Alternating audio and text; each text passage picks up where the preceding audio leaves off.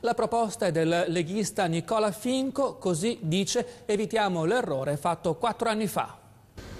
Il centro-sinistra verso le primarie per scegliere il candidato sindaco di Bassano, almeno secondo quanto riferisce un quotidiano locale, e il centrodestra pure, o almeno questa è l'idea che lancia Nicola Finco, consigliere regionale della Lega Nord e fino a pochi mesi fa consigliere comunale in città.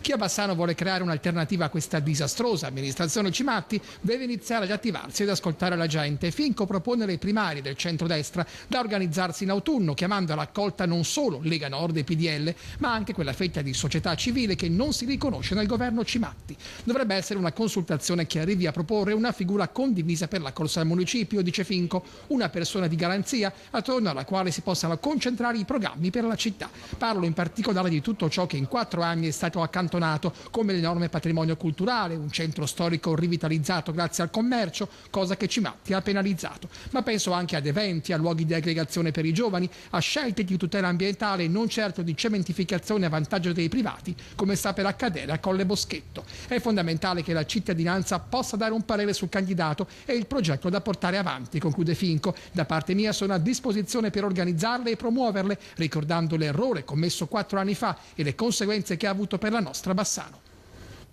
A Romano Dezzelino dimezzati in 3 anni furti in casa, ma l'attenzione va tenuta